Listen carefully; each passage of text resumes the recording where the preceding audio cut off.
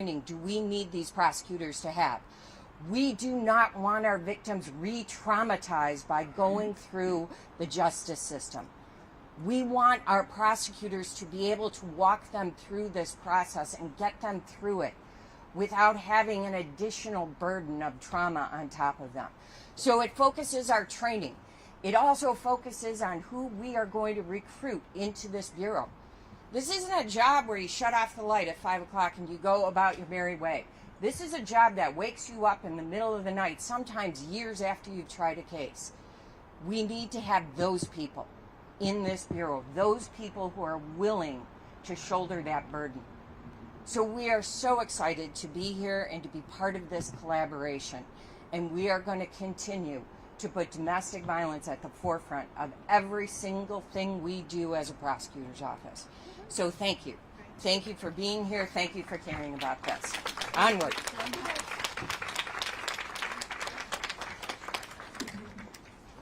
Good morning. Thank you. She saved me from reading my small print phone.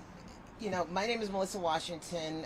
My day job is Senior Vice President of Governmental, Regulatory, and External Affairs for ComEd. But what I will say, my passion job is to serve as the President of the Board for Chicago Children's Advocacy. I've been associated with the board for nearly 13 years now. And obviously that's a passion, and it makes it very important work. And I want to acknowledge Shar in her leadership of the organization and the passion that she brings to it. But when I say passion, that's the same thing that I see in the staff every day and the work that they do. On behalf of the board, we want to thank the staff and Shar and the rest of the leadership team for what they're doing. There are other board members here. My vice president is here. Saw Eric there, raise your hand. And we also have some of our advisory board members in the audience as well. But we were just listening to State's Attorney Burke talk about the challenges, that we have, whether it's challenges with community violence, challenges around domestic violence, sexual abuse, and violence that's attached to that. These are really big issues, and no one group, no one sector can solve them by themselves, which is why Can Hope is so important, because it's going to be convening and bringing together collaborators with different resources, and together you can solve big issues and make big things happen. And that's what Can Hope represents. At Chicago's Children's Advocacy, the services are under one roof, and we see government, nonprofit, community-based partners coming together to respond to violence holistically. Not just a police issue or a child welfare issue, but as a public health and community issue. One of the things that impressed me so much when I became acquainted with Chicago Children's Advocacy was the fact that they were able to connect children quickly to resources and things that they would need to get them on the path of healing a lot sooner than what they otherwise would have been. That's the secret sauce, and I'm so excited that Can Hope will benefit from that secret sauce as well. And getting people connected so you don't lose anyone in the process is really the key to success. So I'm excited to be here today, because today marks the beginning of something great, even though they've been working on it for a long time. This organization, this team has really demonstrated the resiliency that all the survivors demonstrate every day. So that connection is so important. So Can Hope, as I mentioned, it builds on the support model and for the adults and their families. As we move forward, we want to strengthen the ecosystem of the survivor resources in Chicago. And again, they're going to serve as a collaborator, a convener, and a partner. The Family Justice Center is a model of what collaboration can look like. It is a reminder that when we combine compassion with strategy, we can reach more survivors and create safer communities for everyone. Now, I'm very honored to bring up Secretary of State Alexi Jalounias, who is definitely a fan of the organization and a friend of the organization.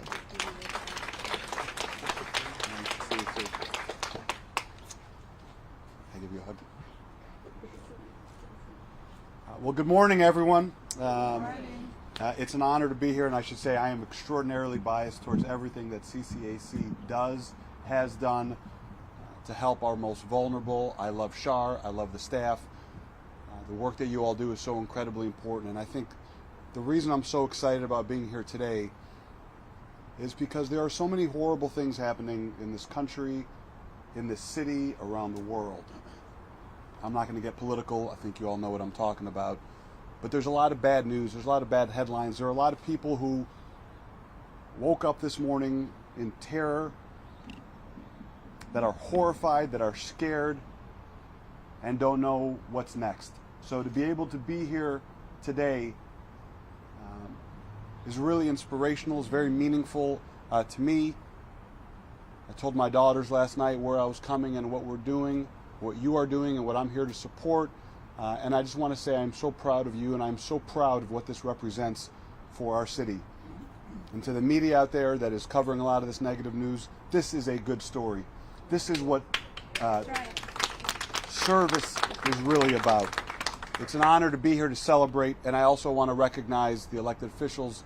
It's great to see State Attorney Burke, who's been an outstanding leader. I see my friend Commissioner Daley, thank you for your service. Chairman Irvin, and if I missed you, thank you for your service and thank you for being a part of this. Let's make sure we help them when their funding requests come up next year, because that is extremely important. That's my shout out from a fundraising standpoint. It's an honor to be here to celebrate a milestone that will change lives in our city, the opening of Chicago's first Family Justice Center, the Chicago Advocacy Network for Hope. Let's start with that word, hope.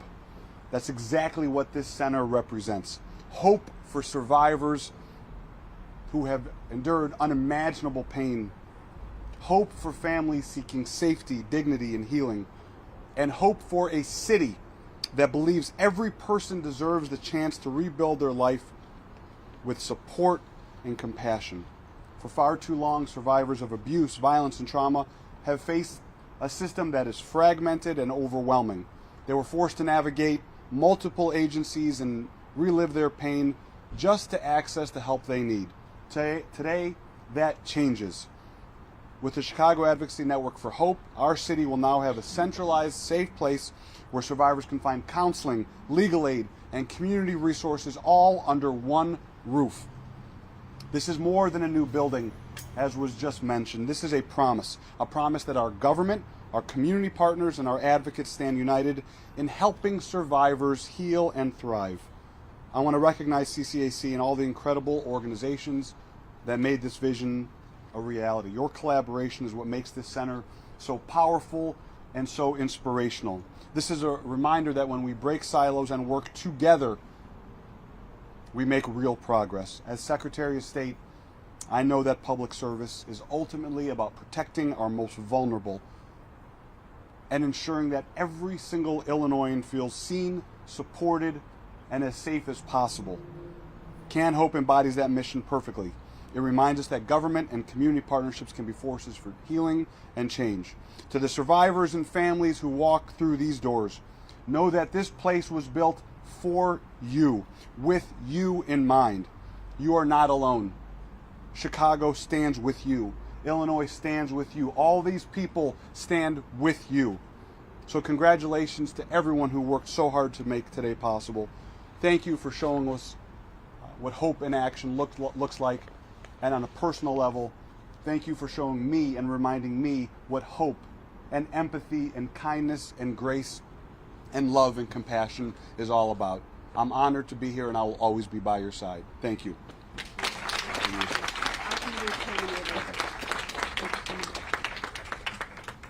Thank you so much. Now I want to introduce our alderman, our favorite alderman, Chairman Jason Irvin. Thank you, Shar. I know there's a request coming behind that, so we'll make it simple. Ironically, this site has a very interesting history. This is the former Bethany Hospital, the professional office building of Bethany Hospital. And what Bethany brought to this community, and I'll take a step back, I actually got my shots as a child at the old Garfield Park Hospital, which is the successor organization to this. The challenges that our community has faced, the challenges that Bethany is now no longer in existence, but the legacy of Bethany still lives. And when I found out that Chicago Children's Advocacy Center was coming to the East Garfield Park community, I was definitely elated. The same process that is utilized to help our young people through their trauma is the same process that can be utilized to help some of our most also vulnerable victims in our society that are dealing with domestic violence. As we begin to celebrate the month of domestic violence, I won't call it celebrate, but to honor the month of domestic violence, I too have had the similar things that everyone else has had. Unbeknownst to me, before I married, my wife was a victim of domestic violence. And the color that it brings to many conversations about the pain, the trauma, and the hurt.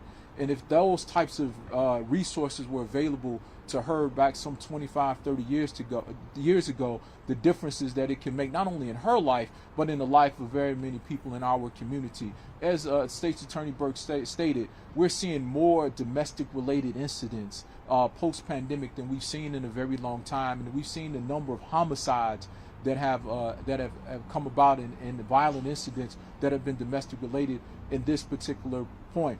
As they talked about the gun crime that we've seen, if we took out the domestic-related assaults and domestic-related homicides and shootings, our crime numbers would be much better than what they are. And that's just telling you the level of need that is required, the level of care that is required, and the level of hope that we can bring by bringing forth this facility here in the East Garfield Park community.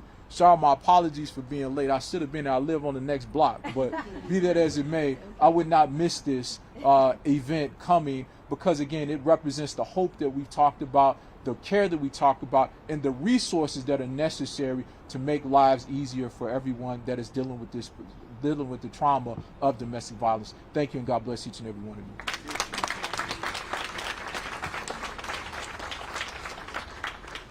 Okay, I would now like to introduce one of our partners here on site, the Executive Director of Connections for Abused Women and Children, Hillary Doohan.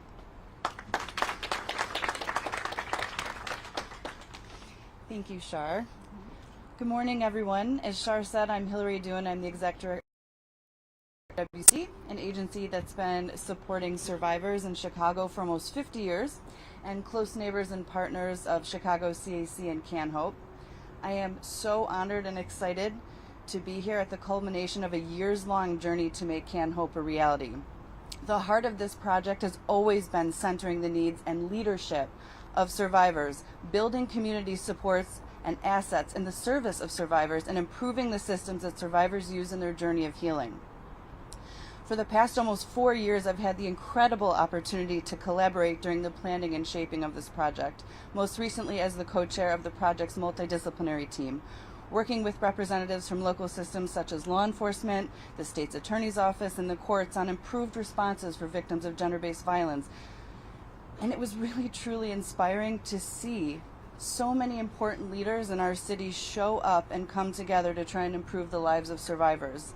It's this coming together that's ultimately going to make all of the difference. Because I believed in this project so much, I've worked on it across 2 agencies and 2 jobs. It's completely necessary for survivors, and so I'm so excited that Colleen announced today that we are going to be a co-located on-site partner during the pilot phase and beyond. We know it will be particularly successful in Chicago because it centralizes services in a city with such high demand, such diverse populations and complex systems. And we look so forward to continuing to partner with Can Hope to reduce barriers for survivors navigating services, building a network of agencies and strong community organizations like yourselves, dedicated to centering the voices of survivors and improving their safety and access to justice. Thank you for being here.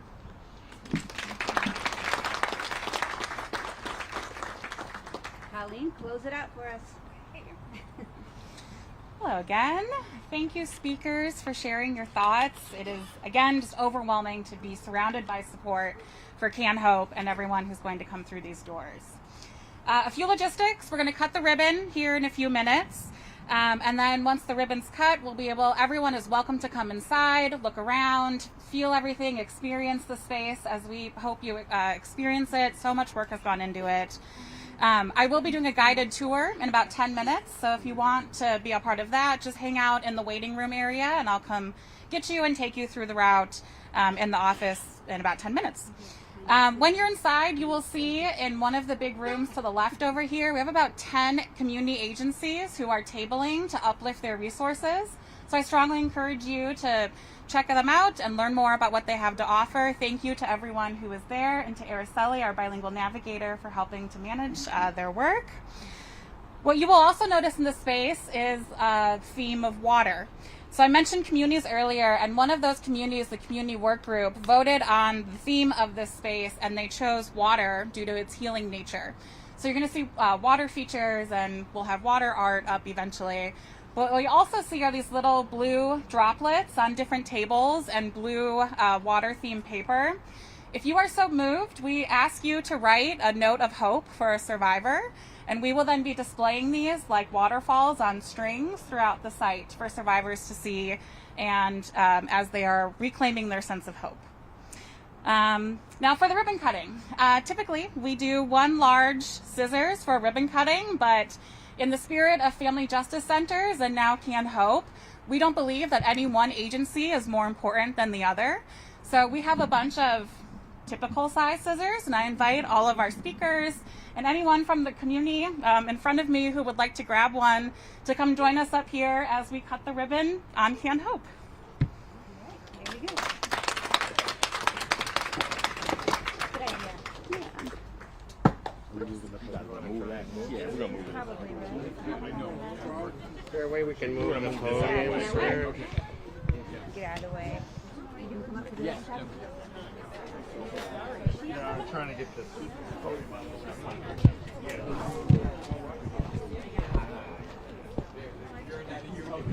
What's that? Not a unit. Sign the waiver. We'll take multiple photos too. Oh, you're fine.